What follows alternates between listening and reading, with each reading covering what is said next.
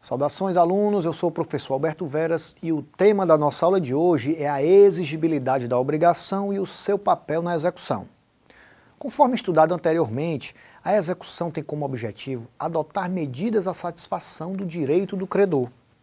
Para que o credor possa mover o cumprimento de sentença ou o processo de execução, deverá possuir um título executivo judicial ou extrajudicial, que deverá ter certeza, liquidez e exigibilidade, a fim de que tenha a sua pretensão satisfeita.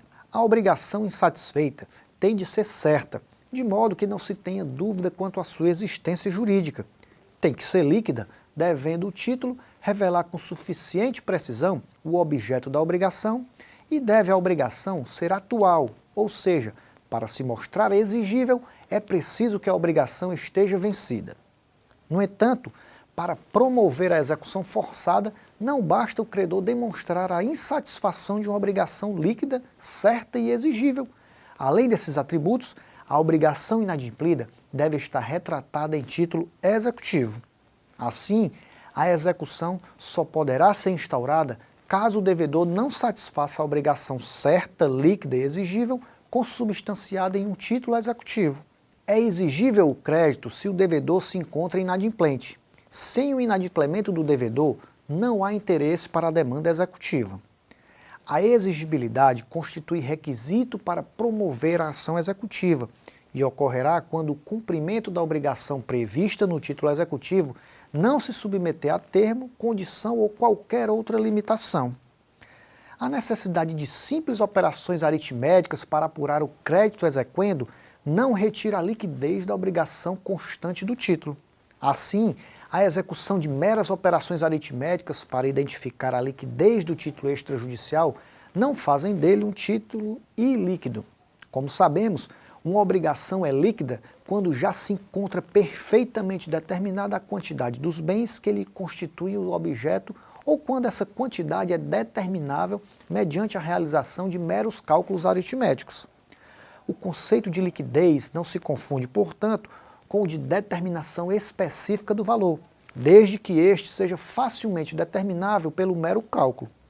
Se o devedor não for obrigado a satisfazer a sua pretensão, senão mediante a contraprestação do credor, este deverá provar de que adimpliu ao requerer a execução, sob pena da extinção do processo.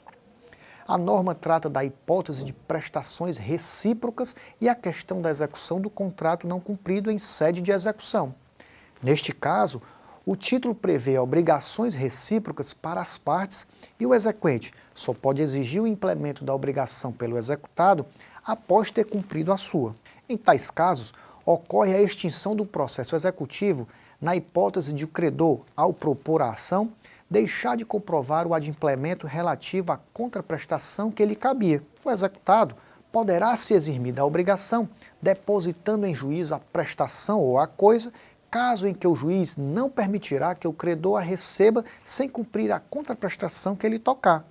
Ou seja, se o exequente não cumprir com a sua parte na obrigação, o processo não ficará eternamente suspenso. Assim, é possibilitado ao executado um meio de se eximir da sua obrigação, depositando-a em juízo, numa espécie de forma especial de consignação em pagamento. O credor não poderá iniciar a execução ou nela prosseguir se o devedor cumprir a obrigação. Poderá, no entanto, recusar o recebimento da prestação se ela não corresponder ao direito ou à obrigação estabelecidos no título executivo, caso em que poderá requerer a execução forçada, ressalvado ao devedor o direito de embargá-la. Isso reflete a ideia da norma civil, segundo a qual o credor não é obrigado a receber prestação diversa da que lhe é devida, ainda que mais valiosa. O inadimplemento da obrigação é um dos requisitos necessários a toda e qualquer modalidade de execução. Por isso, a qualquer tempo que ocorra o pagamento da dívida, resta impossibilitada a propositura ou prosseguimento da execução.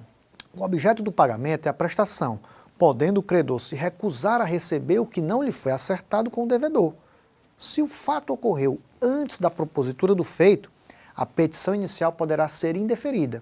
Se foi no curso da execução que se realizou esse pagamento ou se demonstrou sua anterior ocorrência, o processo será imediatamente extinto. E assim, concluímos aqui a nossa breve apresentação acerca da exigibilidade da obrigação na execução. Para maiores informações mais aprofundadas sobre o tema, confira o material didático disponibilizado em sua área do aluno. Mantenha o foco em suas metas, não desista. O caminho mais certo para o sucesso é sempre tentar apenas mais uma vez. Até a nossa próxima aula e bons estudos!